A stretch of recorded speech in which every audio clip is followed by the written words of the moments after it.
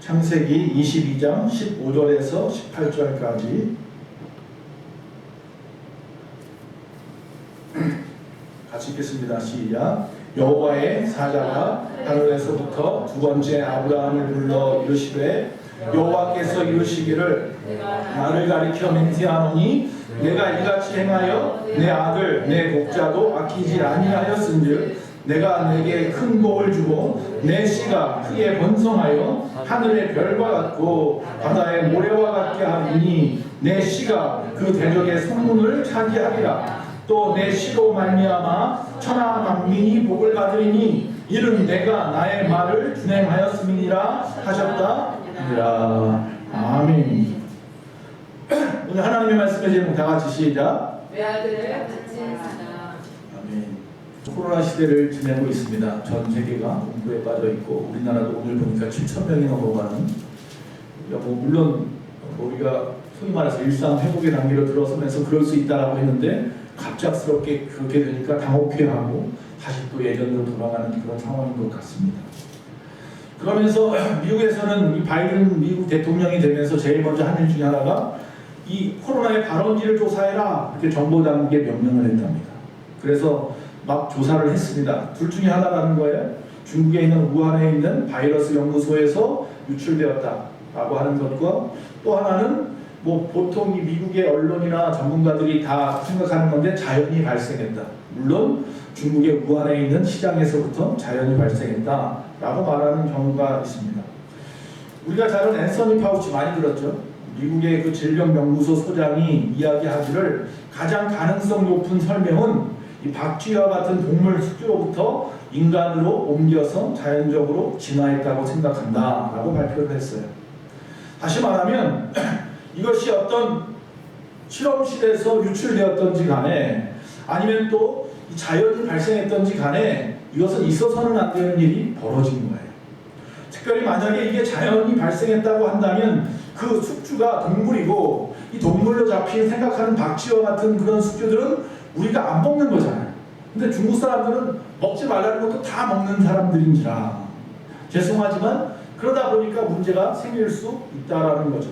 그래서 이 중국 우한의 화난이라고 하는 시장에서 연관된 이 초기 환자들을 보면 대부분 이 너구리를 파는 구역에서 방문을 해서 걸렸다는 정보가 돼요. 다시 말하면 너구리를 사람들이 사고 팔아요. 그래서 그걸 먹는 거죠. 이와 같이 바이러스에 의해서 감염된 야생동물에게서 인간으로 전염이 이루어졌다라고 발표하는 분들도 많이 있다는 겁니다. 먹지 말아야 할 것을 먹었다라는 거죠. 2008년도 우리나라에서 이 광우병 파동이라는 게 컸어요. 정권이 바뀔 정도로 큰 일이었죠. 광우병에 대한 이유도 여러 가지 학설이 있지만 대부분의 사람들이 생각하는 게 뭐예요? 초식동물인 소가 먹어야 할 사료가 초식으로 되어 있는 사료를 먹여야 하는데 몇몇 나라에서 유럽이라든지 미국이라든지 이런 나라에서 동물성 사료를 먹임으로 말미암아서 문제가 발생했을 것이다 라고 하는 거죠. 역시 마찬가지로 먹지 말아야 할 것을 먹였다는 거예요. 즉 성경에 보면 하라는 것과 하지 말라는 게 있고요. 먹으라는 게 있고 먹지 말라는 게 있어요. 또 마시라는 게 있고 마시지 말라는 게 있어요. 여러 가지들이 할 것과 안 할 것들이 있는데 이걸 갖다가 따라가면 성경에 보니까 순종하면 국가나 개인도 누구든지 복을 받는데 그 하나님의 말씀에 거역하여 불순종하는 국가나 가정이나 개인들은 전부 다 복에서 제외되더라는 거죠. 자, 소가 날마다 사료를 먹는데 그와 같이 사람들도 먹어야 할 것이 있는데 그것은 바로 생명의 양식인 줄로 믿습니다. 그런데 먹지 말아야 할 세상의 것들 정말로 많은 것들에다가 한눈 팔다가 영적인 코로나, 영적인 광우병에 걸려있는 사람들도 많이 있다는 거예요. 그로 말미암아 교회가 어려움을 당하고 가정이 어려움을 당하고 개인이 어려움을 당하고 지금 코로나 때문에 얼마나 그렇습니까? 주님 분명히 말씀하십니다. 나는 생명의 물이요 나는 생명의 떡이요 나는 내가 주는 물을 마시는 자마다 그 배에 생수의 강이 넘쳐 흐르리라. 내가 주는 생명의 떡을 먹는 자가 결코 줄이지 아니하리라. 즉 예수님의 말씀을 먹고 마시는 것, 그것이 바로 우리의 영적인 건강을 좌우하는 것입니다. 하나님의 말씀을 순종하는 것, 그것이 결국 내 영적인 건강을 좌우하는 것입니다. 하나님 말씀에 불순종하는 것, 그것이 영적인 질병으로 이끄는 첫걸음이 될 수 있다는 거예요. 코로나나 광우병처럼 말이죠. 우리는 그래서 주여 말씀하옵소서 종이 듣겠습니다. 주의 말씀대로 이루어지이다. 아멘. 주여 옳습니다. 할렐루야. 자, 오늘 본문에서 몇 가지 교훈을 좀 찾아볼 수 있어요. 자, 오늘 말씀은 그렇습니다. 창세기 22장의 말씀은 이 아브라함이 100세에 낳은 아들인 이삭을 하나님께 번제로 바치는 이야기예요. 그렇죠? 자, 첫 번째 우리가 생각할 수 있는 본문에서의 교훈은 뭐냐면 이 번제로 바친다는 거예요. 번제가 뭡니까? 온전히 다 불태워서 드리는 제사예요. 동물을 잡습니다. 소나 양이나 비둘기를 잡습니다. 비둘기는 각을 뜨고 말지만 소나 양은 각을 뜨고 그 안에 있는 내장들을 긁어내고 그 안에 있는 피들을 다 흘리고 그리고 나서 내장도 불태우고 다 불태워버리죠. 온전히 불태워서 하나님 앞에 올려드립니다. 성두리째 불태워서 드리는 제사가 번제입니다. 즉 여기서 지금 우리가 하나님 앞에 드리는 제사가 바로 이 번제인데 이 번제의 제사는 뭐다? 온전히 드리는 거예요. 그러나 우리가 다 압니다. 온전히 드리는 예배를 하고 있습니까? 온전히 드리는 신앙생활을 하고 있습니까? 다 바치고 있습니까? 다 바치는 사람 없습니다. 다 바치지도 못합니다. 그래서 주님께서 10의 1조만 바치라고 하고 그래서 우리에게 주일을 성수라도 하라고 말씀하십니다. 10분의 1이라도 7분의 1이라도 하나님 앞에 바치라고 하는데 그것조차 하지 못하고 있습니다. 우리가 아브라함의 조상, 아브라함이 우리의 믿음의 조상이 맞습니까? 그럼 정말 우리도 믿음의 사람 맞습니까? 아브라함은 다 바치라고 할 때 다 바쳤는데 우리는 10분의 1, 7분의 1도 못 바치고 있다는 사실. 또 우리가 생각할 수 있는 것은 22장 2절에 보니까 이 외아들을 바쳤다는 거예요. 내 아들, 내 사랑하는 독자를 번제로 바치라. 할렐루야. 외아들을 바쳤어요. 하나밖에 없는 아들, 더 나올 수도 없는 아들입니다. 아브라함과 그 아내 사라가 나이가 꽉 차서 더 이상 낳을 수도 없는 그 가운데 하나님의 은혜로 주신 아들, 그 아들 이삭까지도 드리랍니다. 은혜로 낳은 아들인데, 자, 이삭은 아브라함의 기쁨입니다. 그래서 그의 이름이 기쁨이잖아요. 웃음이잖아요. 이삭이라는 뜻이. 그랬는데 그의 낙이었고 웃음이었던 그 아들 이삭, 꿈에도 상상할 수도 없는 일이 벌어졌는데 하나님이 도로 바치라는 거예요. 하나밖에 없는 거 하나님이 바치라고 합니다. 쉽지 않은 이야기죠. 그런데 세 번째 좀 생각해 볼 것은 뭐예요? 그 하나님의 명령 다 바쳐라, 네 하나 있는 것조차도 바쳐라 라고 하는 말씀 속에서 아브라함의 응답인 거예요. 창세기 22장 3절에 보니까 아브라함이 아침에 일찍이 일어나 나귀의 안장을 지우고 두 종과 그의 아들 이삭을 데리고 번제에 쓸 나무를 쪼개어 가지고 떠나 하나님이 자기에게 일러주신 곳으로 가더니 할렐루야. 뭐 볼 것도 없이 그냥 갔어요. 바치라고 하니까 모리아산으로. 9절에 보니까 하나님이 그에게 일러주신 곳에 이르니라. 이 아브라함이 그곳에 제단을 쌓고 나무를 벌려놓고 그의 아들 이삭을 결박하여 제단 나무 위에 놓고 10절에 보니까 손을 내밀어 칼을 잡고 그 아들을 잡으려 했다. 우린 여기서 하나님이냐 이삭이냐, 하나님의 말씀에 순종하는 것이 맞느냐, 이삭을 지켜내는 것이 맞느냐, 아브라함의 결단을 보게 되는 것입니다. 하나님보다 이삭이 더 소중하다고 생각하면 절대로 바칠 수 없습니다. 우리가 하나님 앞에 왜 바치지 못합니까? 그것이 하나님보다 더 소중하다고 여기기 때문입니다. 하나님을 더 소중하다고 여긴다면 무엇이든지 바칠 수 있는데 그럴 수 없는 것이죠. 자, 우리가 또 생각해 볼 것이 있습니다. 도대체 하나님의 관심은 그럼 무엇인가입니다. 하나님이 지금 이 사건 속에서 뭘 관심하고 있는데 첫째 생각해 볼 것은 이삭이 아니라는 거예요. 하나님의 관심은 이삭을 바치라고 했으니까 하나님이 이삭이 탐이나시나 보다. 그렇지 않았어요. 자, 22장 1절에 보니까 아브라함을 시험하시려고 이렇게 되어 있습니다. 12절에 보니까 내가 내 아들 내 독자까지도 내게 아끼지 아니하였으니 내가 이제야 내가 하나님을 경외하는 줄을 아노라. 16절에도 보니까 역시 내가 이같이 행하여 내 아들 내 독자도 아끼지 아니하였은즉. 할렐루야. 아브라함의 신앙은요 굉장히 단순합니다. 여러분 신앙은 단순해야 될 줄로 믿습니다. 깊이 생각할 필요도 없습니다. 하나님의 말씀에 어떤 하라 하면 하면 되고 하지 말라 하면 하지 않으면 되는 거예요. 신앙생활이 그렇게 어렵지 않아요. 자기가 자꾸 몇 번씩 꼬아서 생각하고 자기 합리화를 자꾸 하니까 어려운 거지. 백세해 주신 하나님이 다시 바쳐라, 다시 가져오라 명하시는데 그가 누구신지, 왜 그러시는지 뭐 그렇게 깊이 생각하지도 않고 야 이거는 거역하면 안 되는구나, 벌 받겠구나, 딱 그거 하나였어요. 아 하나님이 주셨는데 하나님이 다시 달라고 하는데 안 드리면 큰일 나겠구나, 딱 거기까지. 즉 하나님은 그 점을 보신 겁니다. 만약에 하나님이 정말로 이삭을 갖다가 이삭 자체가 필요했다면 그가 이삭을 갖다 번제단에 올려놓고 칼을 들었을 때 아브라함아 아브라함아 외치지 않았을 거예요.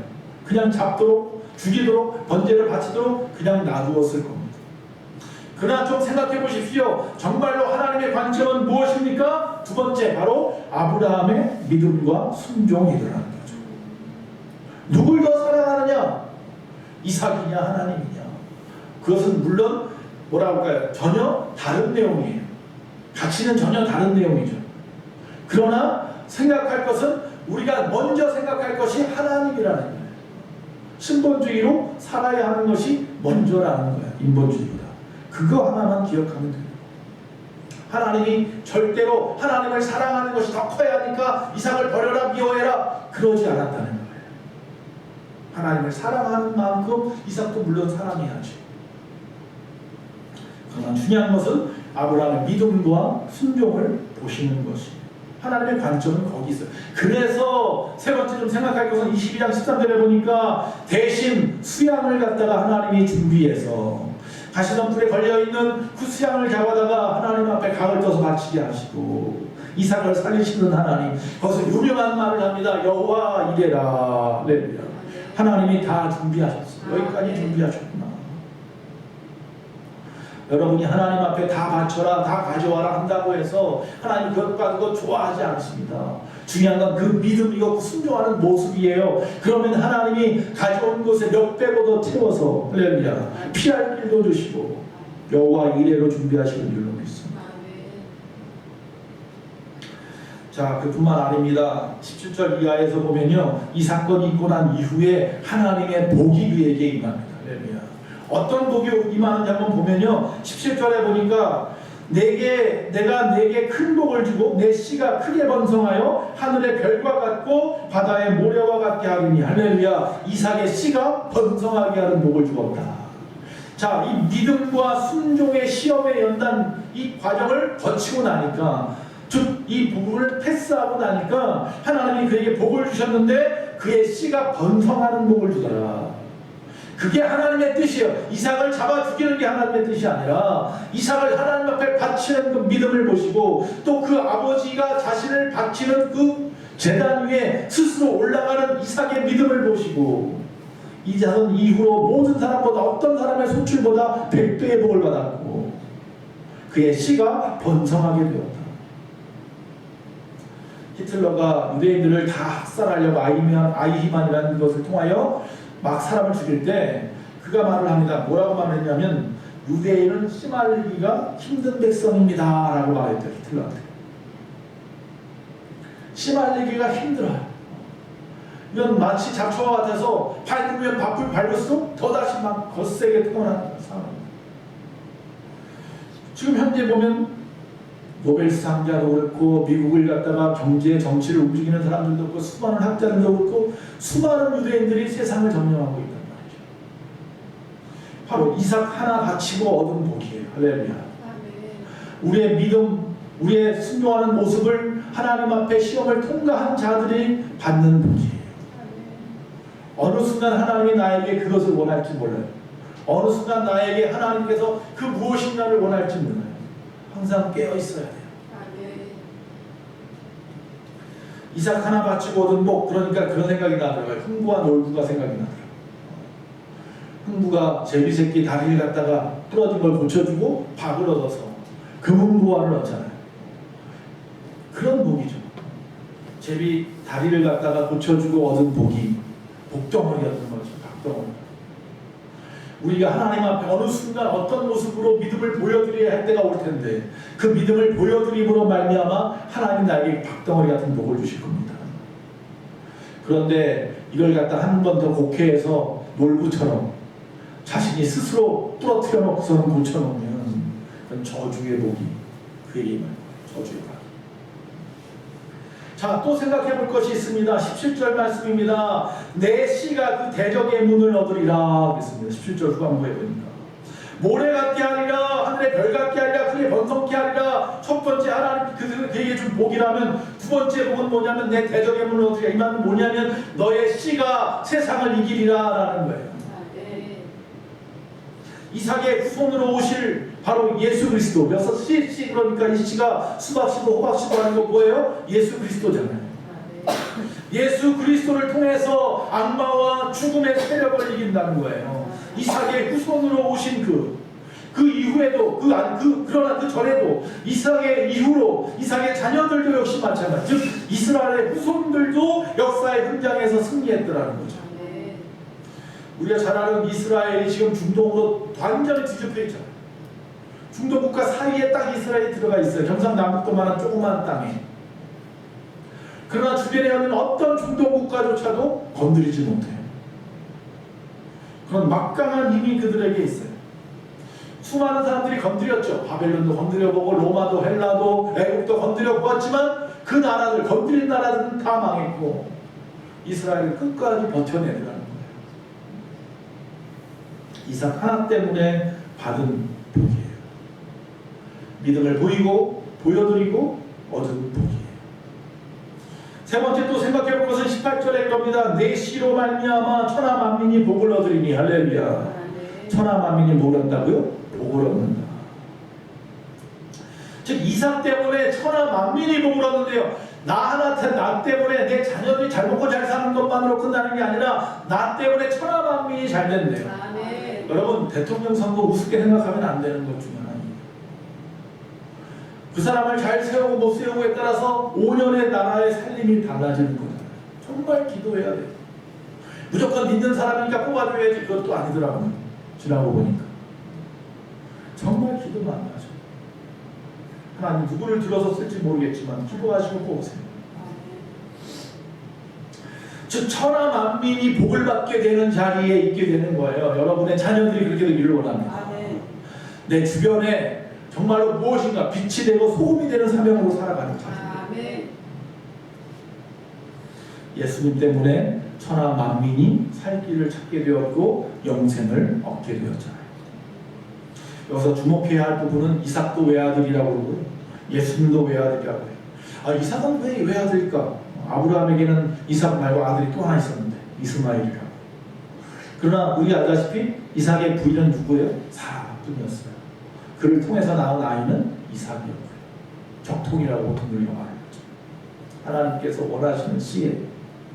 이스마엘은 아브라함이 꾀부린 거잖아요. 그의 부인 사라가 꾀를 부려가지고 하나의 여인을 통해서 얻은 잘못된 씨예요. 그로 말미암아 지금 이슬람이 생겼고 끊임없이 싸움이 되게 되었죠. 제가 이야기했죠. 이슬람교들도 아브라함을 믿어요. 아브라함이 믿음의 조상이라고 해요. 거기까지도 똑같아요. 성경 부분하고 코란 부분이 아브라함까지 똑같아요. 거기서 그들은 어디로 가요? 이스마엘로 가는 거고 우리 유대교는 이삭으로 오는 거죠. 그래서 그 씨로 예수 그리스도가 이 땅에 태어나신 거죠. 그렇게 달라져. 여러분 어쨌든 간에 여기서 생각하는 이 씨는 바로 예수 그리스도고 예수 그리스도를 통하여 이 땅에 살 길이 영생이 열렸는데 그가 바로 외아들이라고 말합니다. 요한복음 3장 16절 하나님이 세상을 이처럼 사랑하사 독생자를 주셨다고 했고 히브리서 11장 17절에 보니까 아브라함은 시험을 받을 때 믿음으로 이삭을 드렸으니 그는 약속을 받은 자로 돼 그 외아들을 드렸느니라 이렇게 되어 있습니다. 하나님은 독생자를 우리에게 내주셨고 아브라함도 독생자를 하나님 앞에 바쳤고 그런데 하나님의 독생자는 이 세상 만민을 구원하였고 아브라함의 독생자는 그 후손들을 갖다가 구원하는 초석이 되었죠.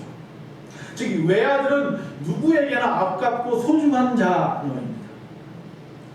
근데 그 외아들이 지금 십자가에서 달려서 죽기까지 우리를 사랑하신 그 사건을 하나님은 기억하시고 하나님께서 그렇게 외아들을 우리에게 주셨는데 그에게 얼굴까지 등을 대고 돌리셨다는 말이에요. 그 십자가에 죽을 때는 그가 불러도 아버지를 불러도 대답 없었다는 거죠. 그렇게 바치셨단 말이에요. 하나님조차도.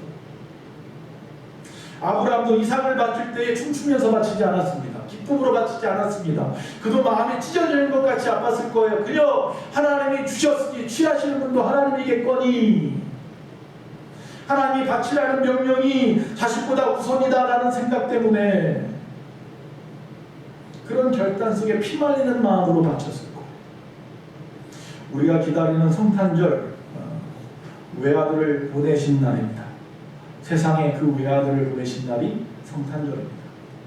우리로서는 축제의 날일 수도 있지만 하나님 편에서 보면 희생의 날이고 자신을 낮추신 날이에요. 이 땅 가장 낮은 곳 마국간에서 태어나신 날. 그래서 이번 성탄절을 갖다가 한 단어로 표현하면 무엇이 좋을까 생각해 봤는데 아멘이라는 말이 요번은 좋을 것 같아요. 하나님 주신 마음이 아멘이라는 단어예요. 주여 믿습니다. 맞습니다. 예수님이 하나님의 계획대로 이 땅에 아멘 하시고 죄악된 세상에 오신 것처럼 아브라함이 하나님의 명령에 아멘하고 백세에 얻은 이삭까지도 하나님 앞에 바친 것처럼 우리도 역시 아멘 하면서 살아야 될 줄로 믿습니다. 아멘. 주여. 예, 아멘. 살다 보면 아브라함처럼 어려운 상황에 시련이 그런 고비가 있을 때에도 예, 아멘. 무엇을 명하든지 아멘. 뭐라고 하시든지 아멘. 나의 전부 외아들도 아멘. 나의 생명까지도 아멘. 이번 성탄절은 아멘의 제절이 되었으면 좋겠습니다. 그래야 하나님이 받는 복, 하나님이 우리에게 주신 복, 아브라함이 받은 복이 내게 흘러서 나의 복이 될 줄로 믿습니다. 아브라함이 왜 위대한 신앙자인지에 대한 말씀으로 말씀하십니다. 바로 그대로 했기 때문입니다. 하나님의 말씀에 가감이 없었습니다. 가하면 가는 거고 서하면 서는 거고 또한 하나님의 자신의 삶의 최우선으로 생각하고 자신의 우선권을 다 그분에게 돌려드렸기 때문입니다. 내 생각, 내 뜻은 없습니다. 하나님의 생각, 하나님의 뜻만 있는 것입니다. 그리고 가장 소중한 것까지도 바칠 수 있었기 때문입니다. 우리도 아브라함을 좀 배우고 아브라함처럼 되는 이 성탄의 계절, 이 마지막 계절이 되기를 간절히 바랍니다.